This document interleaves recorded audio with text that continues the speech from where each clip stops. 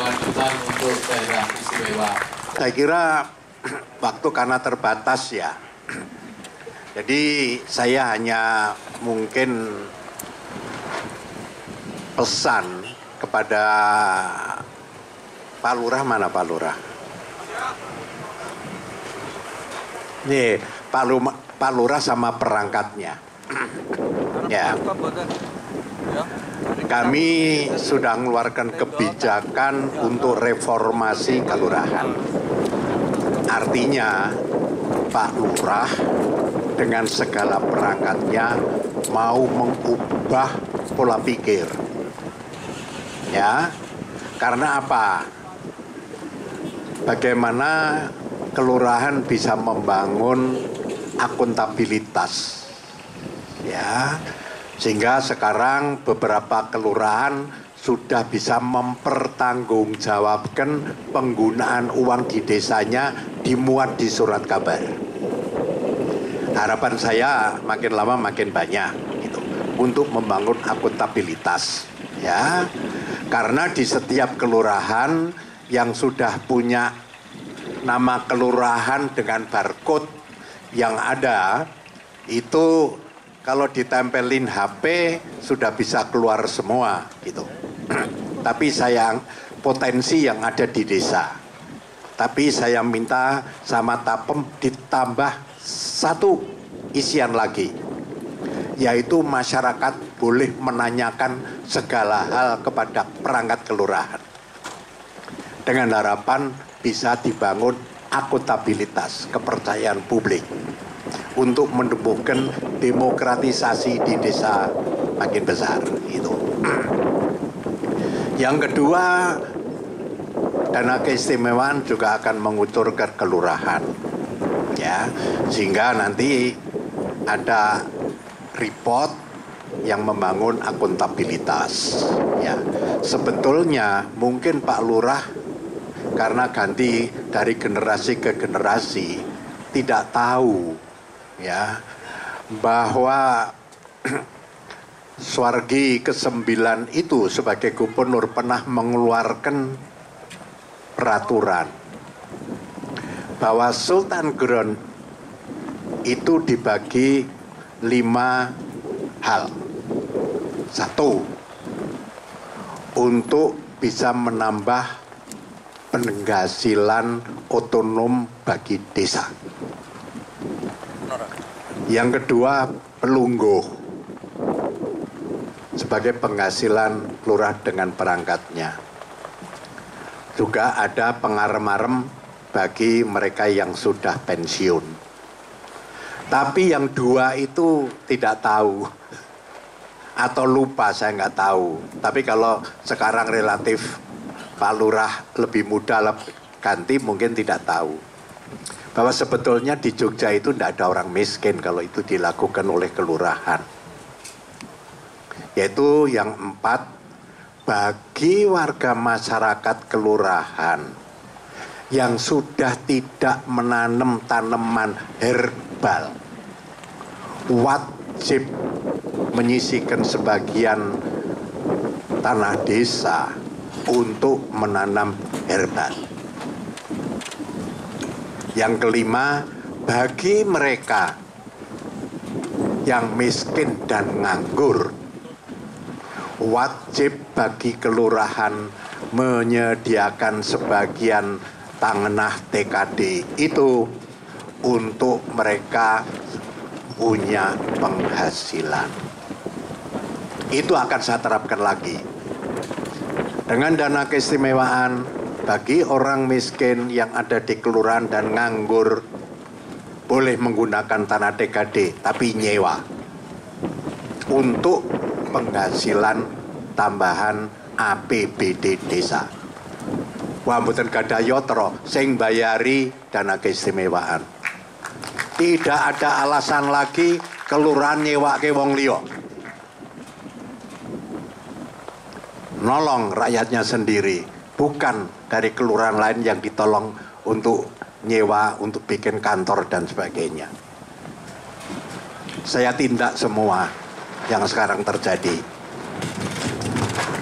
Yang kecil-kecil saya saya minta berproses di provinsi untuk bayar kerugian kalau tidak seizin gubernur, supaya program reformasi kelurahan berjalan dengan baik. Jadi jangan macam-macam, itu aja ya. Ini yang perlu saya sampaikan ya, sehingga tidak ada lagi mestinya di kelurahan itu ada orang miskin. Kalau itu bisa dilaksanakan dengan baik, sehingga untuk sementara ini SK Gub tidak berlaku, ya kan? Karena akan saya benahi untuk mengingatkan tahun 50 pernah ada SK dari Suwargi ke-9 menyangkut pembagian 5 tanah Sultan Ground yang menjadi hak pakai bagi kelurahan-kelurahan di DIY ini. Ya, ini yang perlu saya sampaikan. Yang kedua adalah ya, kami dengan kabupaten ya sudah sepakat untuk memenuhi kecukupan pangan. Ada kawasan didasari SK Bupati, ya, itu punya kontrak minimal 10 tahun untuk menanam pangan bagi kecukupan pangan daerah, di mana kalau gagal panen diganti Pemda. Ya, tapi 35.000 itu tidak boleh berkurang. Kalau ada yang mau dijual tapi masih dalam kontrak, boleh dijual, tapi tetap harus sampai selesainya kontrak. Jadi yang akan beli tetap nanam kecukupan pangan. Tapi sebelum ada rekomendasi Bupati, misalnya 1 hektar akan dibeli orang lain, Bupati harus mencari penggantinya lebih dulu. Sebelum dapat, tidak boleh terjadi transaksi.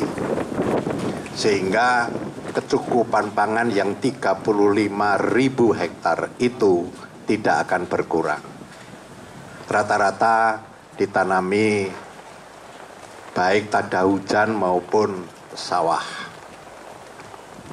sehingga banyak yang menanam padi, ya, di mana untuk saat ini per tahun bukan berarti di luar 35.000 itu tidak ada yang nanam padi, tetap nanam ada, tapi kebutuhan yang harus kontrak sama provinsi dan kabupaten itu 35. Harus tanaman pangan itu sudah 980-an ribu ton per tahun. Tapi yang dimakan masyarakat Jogja sendiri hanya 670.000 ton. Berarti lainnya keluar dari DIY, ya.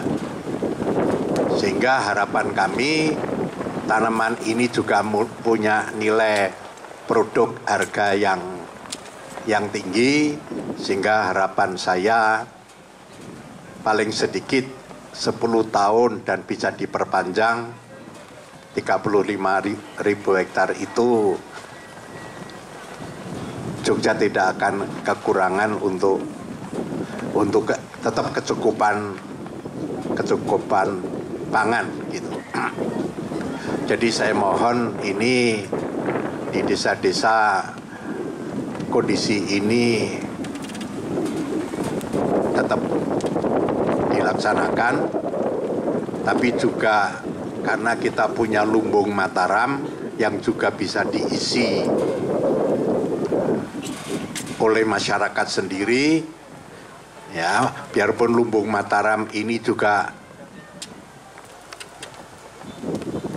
tanamannya juga tanaman untuk kebutuhan masyarakat,